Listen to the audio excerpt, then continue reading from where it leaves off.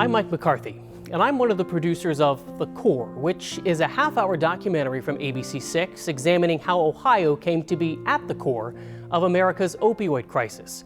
You can watch that special right here on YouTube as well. There's a link to it right in the description for this video below.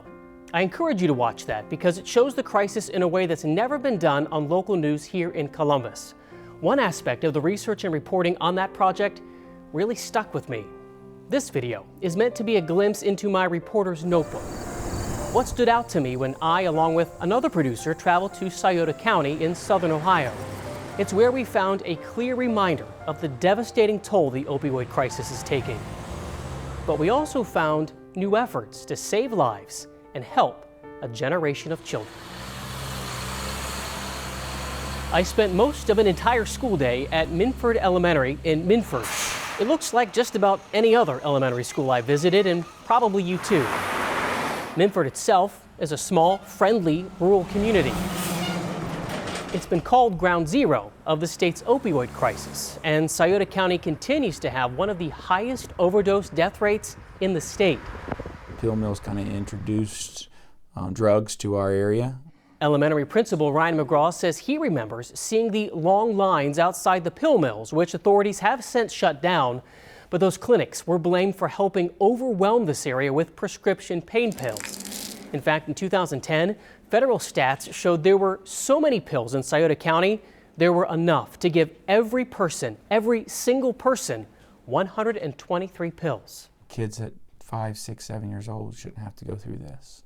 Principal McGraw and other staff members say the effects of the opioid crisis created a lasting impact in school. I would say there's probably at least 5 to 7 kids in each classroom that have experienced opioids or some type of trauma in their life. Maybe not indirectly, maybe it was a brother or a sibling, maybe it's not their parents, maybe it was grandma or grandpa, or maybe it was aunt or uncle, but they know something about drug use. So about 10, 11 years ago, the preschool teachers that I was working with were really crying for help. They had no idea what to do with the kiddos that were coming into their classroom. And what we were seeing at that time was the very beginning of this opioid epidemic in our county. That's Maren Applegate. She's the school psychologist, and I'll explain that sensory room she's in pretty soon. But first, let's talk about the reason that room exists at all. Maren Applegate told us students are dealing with all sorts of trauma, abuse, and neglect that are creating behavioral, social, and psychological problems. We're seeing a lot of sexual abuse, a lot of physical abuse, a lot of social, emotional, and mental abuse that directly carries over into the classroom. You know, these kids are in crisis mode. They are in that fight, flight, or flee phase or mode. And so when they come to school, they're not necessarily coming to school ready to learn. They're coming to school with this additional baggage. Keep in mind, Ohio has been dealing with the opioid crisis long enough that babies born with opioid withdrawal have started entering school now. Officially, that condition is called neonatal abstinence syndrome. And Minford Elementary staff told us currently more babies are being born with that condition in Scioto County than anywhere else in Ohio. So they say many students there are dealing with a variety of trauma from birth. In school, students are having a hard time keeping focus, sitting still, paying attention. They have emotional outbursts as well. There's kicking and screaming and yelling, big tantrums. Sure, they sound like challenges you'd find in any school, but Principal McGraw pointed out they were happening a lot. So we knew that there was a problem going on, and we needed to be able to start not just disciplining kids for their behaviors, but looking into why are they behaving this way? What's causing them to act this way? And what can we do to keep this from happening again? How do you feel? And that's where teacher Kendra Cram comes into the story. She's the school's social emotional learning teacher. Good job, good job. Now, if you don't know what that means, you're not alone. It's a new thing in education. So new, in fact, the state of Ohio just issued statewide social emotional learning standards for K through 12th grade this past summer. Cram probably explains this best. We're talking about their emotions. What do you feel? How does this make you feel? Things like anxiety and anger, frustration. We're also talking about relationship skills and how to get along with other people. One story she shared with me really revealed what this crisis is doing to kids, the pain and the loss it's creating. It's the story of a student just showing up to school. I was a kindergarten teacher at the time, and she came up to me and said, my mom overdosed this morning. My mom died this morning. And she had gotten herself dressed and gotten herself breakfast, gotten herself on the school bus, and I thought for sure, you know, this is a 5-year-old who is completely non-emotive about this, as if it was, as if she wasn't able to process or to think about even what that meant for her life or what. She just knew the school bus is coming, I need to get on the school bus. This is what we're dealing with. You then expect that child to learn reading and math and make academic gains.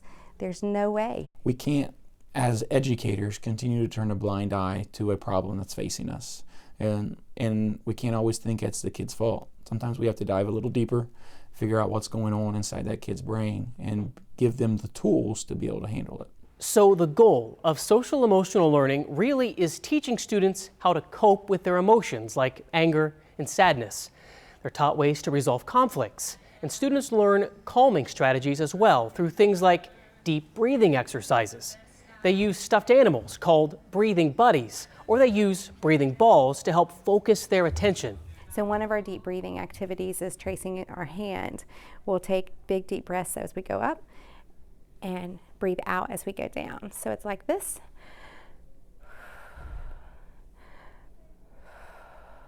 Because a lot of times students won't have access to some of our other tools that we'll use in our classroom, but they always have their hand with them. A jar full of glitter shows them how their emotions can swirl, and an accompanying story teaches them about relaxation. Keep calm. The glitter settling in the jar is just like my feelings while I'm getting calm. Even bubbles create teachable moments. You ready? So you're not going to react to the bubbles, okay? Let's try again. They help kids learn about self-control by having to wait to pop them. The school just started this program last year, and it's now expanded the program so that every student from kindergarten through 4th grade gets 45 minutes of social emotional learning each and every week. So social emotional learning is really looking at educating the whole child. Students whose staff members know are dealing with significant trauma get extra emotional help at least twice a day. They do an emotional check-in. There's a packet that students go through with a staff member. Before school each day, a staff member asks those students, how do they feel? What zone of regulation are you in? And students pick a color that represents their emotions, like red for anger, blue for sad. The goal is to get students to green, which is a color for when they are ready to learn. Staff members help reinforce strategies to get them there as well. The same process happens before students go home as well. Do you have everything in your backpack you need? Do you got your homework ready? Do you have your papers together? Do you need food for tonight? Those kind of things, those kind of questions to make sure that every child that we know for sure is experiencing trauma is making eye contact with a person and making sure that they're building a relationship with a loving, caring adult every day that's checking on their well-being. I had a kid come up, they left the building the other day, and they turned around and looked at me and says, I don't want to leave. This is my safe place. They didn't want to go home. They wanted to stay here at school because they know that there's people here that care about them. There's people that want to see them fed, that want to see them taken care of, and want to see them succeed. We are working to expand sensory access. Remember that sensory room I said we'd get back to, the one psychologist Maren Applegate was in? Well, it gives students a space to go to for some one-on-one time with emotional support or other help that's needed. So we utilize this room to bring a smaller environment. We can turn the lights down to help them kind of problem solve, figure out, get them back on track, back into the classroom. Over here we have a bucket of Play-Doh and a variety of Play-Doh tools. Sometimes we'll work with just squeezing out our anger or squeezing it to calm down. How many squeezes does it take to calm down? Different strategies like that with the Play-Doh. Some of the things in that sensory room include a trampoline. Some time in here jumping on the trampoline for a couple minutes often can reset them and get them ready to go back into the classroom setting. There's a tent for rest or to take time with some personal space, along with several weighted blankets for comfort. And there's a dollhouse too that's so much more than just a toy. The dollhouse I use a lot of times to help kind of figure out dynamics and help kids process what's going on at home and give them a way to talk about it while they're engaged in play that's meaningful to them. As parents struggle with addiction, school staff members say they find children taking care of themselves or sometimes even their siblings as well. Children are cooking for themselves, or at least trying to. Like many schools across Ohio, Minford Elementary offers breakfast to students. So it just works out really well. Principal McGraw said most students eat breakfast at school and half of them qualify to get it for free. The district also sends food home with kids. Our district takes part in the Stephen A. Hunter Power Packs, which we send home food with probably 60 families every Friday. It's kind of like a food pantry thing where we send home kids food for the weekend for those kids as well. Food isn't the only basic need some students need help getting. Principal McGraw says teachers were noticing students repeatedly wearing the same clothes day after day after day, and sometimes more than those clothes were dirty. We're entering our student bathroom. That bathroom has been converted into a private space for students. There's a shower if they want one, all sorts of hygiene products to use as well, and clothes, plus an option for students to have their clothes washed. All of it for free. Free to use, free of cost, and free from judgment. No questions asked. As kids become more self-aware, they realize that maybe they're not wearing, their clothes aren't as clean as the kids that's next to them, or their hands are always dirty. Things like that they begin to notice. So we really try to help take those anxieties away from the kids. And kids of all ages are having no choice but to deal with the harsh realities created for them by the opioid crisis. Jocelyn Cooper is 15 years old. My mom has been addicted to drugs for most of my life, and my dad for all of my life, and he passed away in January due to an overdose. That was January 2019. So it's been just about a year now since she says she lost her dad. This picture here is the last one she took with him. And for the past couple of years now, Jocelyn has been living with her aunt, Sonia Banks, who is the sister of Jocelyn's mom. My sister got a lot worse over the past few years, and she wasn't able to be there like she should. I don't want to say she was a bad mom because she still loves Jocelyn with all of her heart. I mean, she still does. I know she does. But the drugs have taken over her life to where she wasn't able to care for her the way she needed to. We got a phone call from her school principal that asked if we could step in and take over the care of Jocelyn, and the courts immediately gave us emergency custody. Sonia says it's been a challenge. She has her own kids as well, and she loves Jocelyn as one of her own, but they both say the situation continues to be hard at times.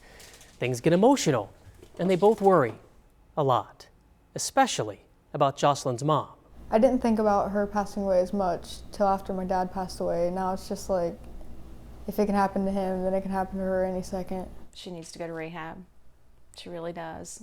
She promised her daughter that she would have her back after 6 months, and we're going on 3 years now. At the elementary, they have a social and emotional group, and it would definitely be better if they could bring that to the high school and the middle school. My 6-year-old last year in kindergarten, when she was 5, was coming home with techniques of counting down and doing different things, and they need to push this hard, the social and emotional learning class, because this teenager right here, my niece, she needs that kind of stuff, and there are 1,000 more kids just like her. Jocelyn says she still talks to her mom at least once a week, and she can still see her as well. And Jocelyn knows she is not alone in what she's dealing with. She actually recently started a support group for other teenagers who are also the children of addicts. It's just getting started, but it's also getting a lot of community support. Her family is also active in church, and faith is a big part of moving forward. I'm never gonna have a normal life. Is it better now? Will it get better from here? Yes, but it's never gonna be normal. I already have experienced things in the past that aren't going to change. I mean, Jocelyn's with us for the long haul. Whether she likes it or not, she's with us.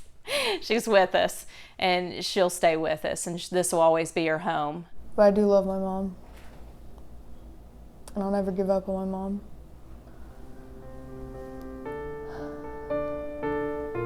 We've found much determination in Scioto County. A lot of community pride, too. And those two things together certainly can build a better future, but it's going to take some time.